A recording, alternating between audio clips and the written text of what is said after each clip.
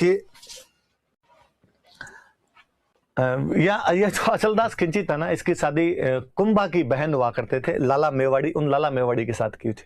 लाला मेवाड़ी बड़ी दबंग रानी थी भाई, और जिसका भाई कुंभा हो वो रानी दबंग नहीं हो तो कौन दबंग हो भाई, है? कोई किसी लड़के का भाई इतना पावरफुल हो, वो लड़की जीने दे किसी को, वो अपने पति की नहीं माने, बाद में क्यों माने अगले भाई का डर दिखाए। तो लाला मेवाड़ी जब शादी होके आगे अचलदास खिंची के साथ यहाँ आके रहने लग गए, तो लाला मेवाड़ी ने अचलदास खिंची को कहा कि देखो अब आपने मेवाड़ में तोरण मार दिया, अब मेवाड़ में तोरण मार दिया तो अब और कहीं तोरण मारने की जरूरत नहीं, अब कोई शादी नहीं करोगे। अब मेवाड़ जैसी बड़ी रियासत में शादी करके आ गए, अब क्या छोटी मोटी जगह शादी करते घूमोगे आप। अचलदास खिंची के बेचारे की एक ही रानी थी, लाला मेवाड़ी। कहते हैं एक बार अचलदास खिंची का दरबार लगा हुआ, और मारवाड़ से दो भाई बहन थे, वो दरबार के अंदर आए। वो कलाकार थे, बहुत अच्छे, संगीत बहुत अच्छा गाया करते थे, वाद्य यंत्र बहुत अच्छा बजाया करते थे, और उन भाई बहन ने बहुत अच्छा संगीत सुनाया, बहुत अच्छे वाद्य यंत्र सुनाए। अचलदास खिंची बड़े राजी हुए। अचलदास खिंची ने उस लड़की को कहा कि मैंने इतने सालों तक सुना था कि मारवाड़ की लड़कियां सुलक्षणा होती है, 36 गुणों से संपन्न होती है। आज पहली बार मैं मेरे सामने साक्षात देख रहा हूं कि आपका कंठ कितना सुरीला है, आप कितना अच्छा वाद्य यंत्र बजाते हैं, बोलना चलना उठना बैठना, वाकई भगवान ने मारवाड़ की महिलाओं को संपूर्ण गुण प्रदान किए। वो लड़की बोलने में भी बड़ी इंटेलिजेंट थी। उसने कहा कि राजन, यदि आपको मारवाड़ की लड़कियां इतनी पसंद है तो क्यों ना आप किसी मारवाड़ की राजकुमारी से शादी कर ले। अचलदास खिंची ने कहा करनी तो है, पर इलाज क्या है, पीछे कुंभा वाली बहन आ रखी है लाला मेवाड़ी, वो करने नहीं दे। पर अब लोगों के सामने ये बात तो आदमी कैसे बता देगी भाई, उधर का डर लगता है अपने को। अचलदास खिंची बोले कि हाँ हाँ हाँ, आपकी नजर में कोई अच्छी राजकुमारी हो तो बताओ मुझे। बीकानेर में गांव पड़ता है जांगलू, जांगलू नाम का गांव था। किसी टाइम यहाँ सांखला राजपूतों का अधिकार हुआ करता था। सांखला को, वो जो जांगलू का कोई सांखला राजा था, उसकी बेटी थी उमा दे सांखले, और उस लड़की ने अचलदास खिंची को कहा कि हमारे बीकानेर में जांगलू नाम की जगह, वहां की उमा दे सांखली, सांखलों की राजकुमारी तो सांखली होगी, उमा दे सांखली नाम करके एक राजकुमारी बेहद बेहद सुंदर है, और जितने राजन आपको गुण चाहिए वो सब गुण उमा दे सांखली में, और क्यों ना आप उमा दे सांखली से शादी करो, मेरी सहेली है, मैं कहूंगी तू मान जाएगी। अचलदास खिंची ने कहा कि बताओ उसमें क्या क्या गुण है। कहते उस लड़की ने गीत गा के सुनाया था, उसके गुण बताए खूब अच्छे। लक्ष्मी कुमारी चुंडावत की 1960 के आसपास लिखी हुई एक बुक है, उस बुक में मैं उमा दे सांखली की एक बार कहानी पढ़ रहा था, तो वो जो लड़की गाना गा के सुनाती है तो उसमें जो गुण बताए हुए हैं उमा दे सांखली के, तो बड़े जोरदार गुण, कि वो जैसे पूनम का चांद है, वो जैसे खिलता गुलाब है, वो जैसे सरोवर का कमल है, वो चावल का आधा चौथाई दाना ही खाती है, फूंक मारे तो उड़ जाए, मतलब एकदम यूं जीरो फिगर है उस टाइप का एकदम, वो बहुत अच्छा वर्णन करती है। मैं जब भी वो चुंडावत जी वाला वर्णन पढ़ता हूँ उसका, कि उस लड़की ने जो उमा दे सांखली का वर्णन किया था, तब कुमार सानू वाला एग्जैक्टली वो गीत याद आता है कि एक लड़की को देखा तो ऐसा लगा। मुझे लगा यार ये वर्णन या तो कुमार सानू ने इस किताब को देख के लिखा है, या लड़कियों की सुंदरता के बारे में इसी प्रकार की बात की जाती है, महिलाओं की सुंदरता भारत में इसी प्रकार से बखानी जाती थी, ऐसा रहा होगा। अचलदास खिंची बड़े राजी हुए। अचलदास खिंची ने कहा डन, आप तो जाके बात करो, अपने आएंगे वहां पे। अब अचलदास खिंची लाला मेवाड़ी के पास गए, पटरानी तो लाला मेवाड़ी थे, और लाला मेवाड़ी को जाकर कहा कि भाई प्लीज एक बात है, मना मत करना। लाला मेवाड़ी ने कहा क्या है? कहा पहले कसम खाओ मना नहीं करोगे। अरे बात तो बताओ पहले, किस बात की कसम है? कि देखो मैं दरबार में वचन दे के आ गया, एक शादी तो और करने दो। लोग बाहर मजाकें उड़ाते हैं कि साहब अचलदास खिंची ने एक ही ब्याह कर रखा है, राजा के 2-4 रानियां, तो मैं तो एक ही लाने की बात कर रहा हूं। लाला मेवाड़ी ने कहा ना ना ना, फालतू की बात नहीं, ऐसी कोई बात नहीं होगी, कोई शादी नहीं कर सकते आप। अचलदास खिंची ने हाथ पैर जोड़े, अरे ऐसे नहीं। तो लाला मेवाड़ी ने कहा एक शर्त पे शादी करने दूं। कि क्या? कि शादी करके जब वापस आ जाओगे तो उस रानी से कभी बोलोगे नहीं, ना कभी उस रानी के पास जाओगे, अलग महलों में रहनी चाहिए। अचलदास खिंची ने कहा ठीक, ब्याह तो करने दे, बात तो रहे कम से कम, लोगों में कह के आ गया कि ब्याह करूंगा। लाला मेवाड़ी ने कहा ठीक। अब भाई गागरोन ठेठ झालावाड़ में मध्य प्रदेश के बॉर्डर पे पड़ा, बीकानेर इधर ठेठ पाकिस्तान के बॉर्डर पे पड़ा। अचलदास खिंची गागरोन से जांगलू ब्याह करने के लिए आए। पहले राजा महाराजाओं की बारात वैसे भी महीने महीने रुका करती थी, और इसमें कोई बड़ी बात भी नहीं।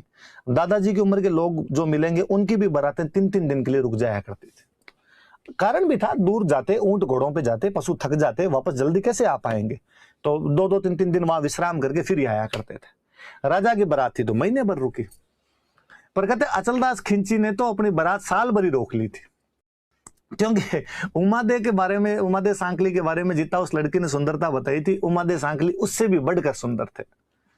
कि मतलब अचलदास खिंची को लगा कि हम ही अस्त, हम ही अस्त, हम ही अस्त। अब भाई उधर साल भर हो गए, गागरोन वाले वेट करे कि वापस आए राजा, और राजा जाने का नाम ही नहीं ले।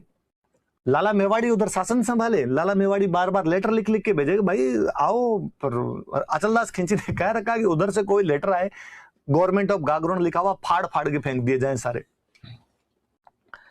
फाइनली एक पुरोहित जी को भेजा कि जाके देख के तो रास्ते में कहां रह गए, कोई लड़ाई हो गई, कई युद्ध में काम आ गए, हारी बीमारी, बरसात गर्मी, हुआ क्या है। यहां जांगड़ू पहुंचे पुरोहित जी, तब देखा अचलदास खिंची आराम से ससुराल में बैठे बैठे गोठे उड़ाए यहाँ पे। उसने अचलदास जी को जाकर कि अचलदास जी साल हुआ है आपको, क्या कर रहे हो ऐसे, वापस चलो। अचलदास जी ने कहा ससुराल में तो बारात रुकती है, थोड़े दिन तो रुकना ही चाहिए। अरे साहब थोड़े दिन, 1 साल हो गया, बाहर गांव में लोग बात कर रहे हैं कि जवाई घर जवाई हो गया, और यही बैठा हुआ है, जाने का नाम ही नहीं लेता है, और दिक्कत कोई दूसरी है तो मुझे बताओ, हल देखेंगे। अचलदास खिंची ने कहा साहब दिक्कत ये है, वहां जाते ही बात बंद हो जाएगी। पुरोहित जी ने कहा कि अच्छा दुख है पेट बतावे माथो, समस्या कुछ ही है बताते कुछ ही हो। पुरोहित जी ने कहा एक काम करते हैं, यहां से तो निकलते हैं, रास्ते में रुकते रुकते चलेंगे। कहा ठीक है। अब भाई वहां बीकानेर से जांगलू से रवाना हुए, रास्ते में थोड़ा सा चले, नचलदास जी कहे भाई थक गए, अब रोक लो, देखो अब रेस्ट करेंगे, खाना वाना खाते हैं। भाई रोक ली बारात, वहां रोक ली, 2-1 दिन वहां पे, नहीं घोड़े थक गए, ऐसे कोई घोड़े थोड़े चलते हैं लगातार। बरसात का टाइम है तो 4 महीने रेस्ट होगा भाई, चौमासे में आदमी आज बाहर जाए कल बाहर जाए, गर्मी का सीजन आएगा, ये रेगिस्तान, और यहाँ की गर्मी कितनी भयंकर होती है, और गर्मी में नहीं ज्यादा नहीं चलना आपने, घोड़ों के पैर जलने लग जाएंगे। सर्दी आए तो रोक ले, धीमे धीमे धीमे धीमे साल एक और लगाया भाई, पर कितना ही टाइम लगाओ, गागरोन तो आगे सरकने से रहा, गागरोन तो वहीं का वहीं। फाइनली गागरोन पहुंचे, अचलदास जी अपने बचनों के पक्के। अचलदास जी ने रानी उमादे सांखली के लिए दूसरे महल बनवाए, उनमें छोड़ दिया। खुद अचलदास जी लाला मेवाड़ी के पास रहते और वहां पे जाते ही नहीं। 7 साल बीत गए, उमादे सांखली ने अचलदास खिंची को देखा ही नहीं। उमादे सांखली वहां अपनी दासियों के साथ महल में अकेली रहे बेचारी। वो लड़की जिसने रिश्ता करवाया था वो 7 साल बाद घूमती घूमती आई, वो उमादे सांखली के पास गई, उमादे को जाकर और बताओ उमादे मजे हैं कि नहीं है, मेरा करवाया हुआ रिश्ता है, ठेठ गागरोन गढ़ में लाके बिठाया देखो तुम्हें। उसने कहा रे किस्मत फोड़ दी तूने, कहां लाके बिठा दिया, इस महल में दासियों के सिवा कोई है ही नहीं, मैं और दासियां हैं। अचलदास जी यहां कभी आए नहीं, क्यों? अरे कि मुझे तो यहां आने के बाद पता चला कि लाला मेवाड़ी के इनके बीच में कोई कॉन्ट्रैक्ट हो रखा था। अचलदास जी का कॉन्ट्रैक्ट यह था कि मेरे यहां आने के बाद बातचीत नहीं की जाएगी। वो लड़की बेहद समझदार थी, उस लड़के ने कहा चलो इसका भी हल निकालते हैं, कोई करेंगे कुछ ना कुछ। और कहते हैं कि उस लड़की ने ऐसी अफवाह फैलाई, ऐसी खबर फैलाई कि उमादे सांखली के पास में जो हार है, नेकलेस जो है उमादे सांखली के पास, ऐसा दुनिया में किसी के पास नहीं है। महिलाओं की ईर्ष्या का सबसे बड़ा कोई कारण हो सकता है ना, तो वो आभूषण है। आभूषणों से ज्यादा महिलाएं और किसी चीज से ईर्ष्या नहीं करे, जेल्स नहीं करे। दूसरे के पास हो और अपने पास नहीं हो, जीव जले भाई। ये बात लाला मेवाड़ी को पता चली। लाला मेवाड़ी ने कहा अच्छा कुंभा की बहन मैं, हार अच्छा उसके पास, गागरोन की पटरानी मैं, और अच्छा हार लेके बेटी उमादे सांखली। और उसने उमादे सांखली के पास मैसेज भेजा कि एक बार हार का डिजाइन दिखा दे, कल का कल ऐसा हार नहीं लेके आ गए तो देख लेना। वो लड़की बड़ी समझदार थी, उस लड़की ने लाला मेवाड़ी के पास समाचार भिजवाया कि हार दे दिया जाएगा डिजाइन देखने के लिए, 1 दिन के लिए हार देंगे, पर बदले में 1 दिन के लिए अचलदास खिंची हमारे महलों में आने चाहिए। लाला मेवाड़ी का डन, हार आना चाहिए, सब सीधी सी बात। उस दिन जब अचलदास जी आए तो लाला मेवाड़ी ने कहा ये क्या तरीका है, वो भी तो आपकी रानी है, संभाल के तो आना ही चाहिए कभी आपको, आप उधर भी तो जाके उन महलों में भी तो कभी। अचलदास जी ने कहा रे आज सूरज किधर से उगा, तुम्हारे कहने के चक्कर में नहीं जाता, मुझे तो जाना ही है। और कहा नहीं नहीं मैं आपको आज के लिए अनुमति प्रदान करती हूँ, आप वहां जाइए। कहते हैं भाई अचलदास जी महलों के अंदर गए। मुझे लगता है उमा दे सांखली ने भी गीत गाया होगा कि जाने कितने दिनों के बाद गली में आज चांद निकला। 24 घंटे बीते, 24 घंटे बीतते ही लाला मेवाड़ी की जो दासियां थी वो आई और आगे कहा भाई अचलदास जी को लाला मेवाड़ी वापस बुला रही।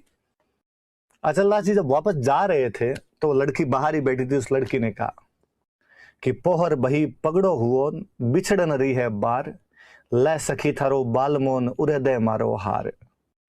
पोहर बही, सुबह हो गई है, पगड़ो हुओ, एक दिन बीत गया है, बिछड़न रही है बार। अब उमा दे सांखली और अचलदास खिंची की बिछुड़ने की वेला आ गई है। पर लै सखी थारो बालमो, है सखियां तुम्हारे इस बलमे को ले जाओ, पर उड़दे मारो हार, पर वो हार तो ला के दो जो डिजाइन के लिए लेके गई थी। और उन लड़कियों ने हार पकड़ाया। अचलदास जी ने कहा ये क्या था, ये हार लिया तुमने, दोहा बोला, इसका मतलब हुआ?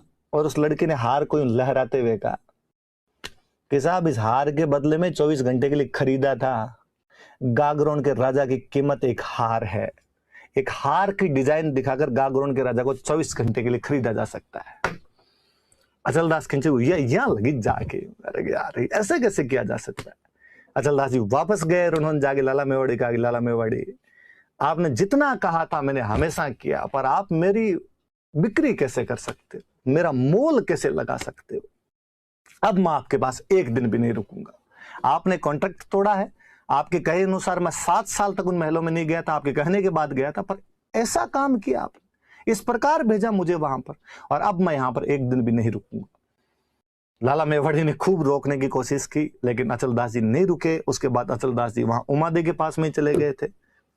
मुझे लगता है उमा दे सांखली को भी विश्वास ही नहीं हुआ होगा कि अचलदास जी इतने जल्दी पधार जाएंगे वापस।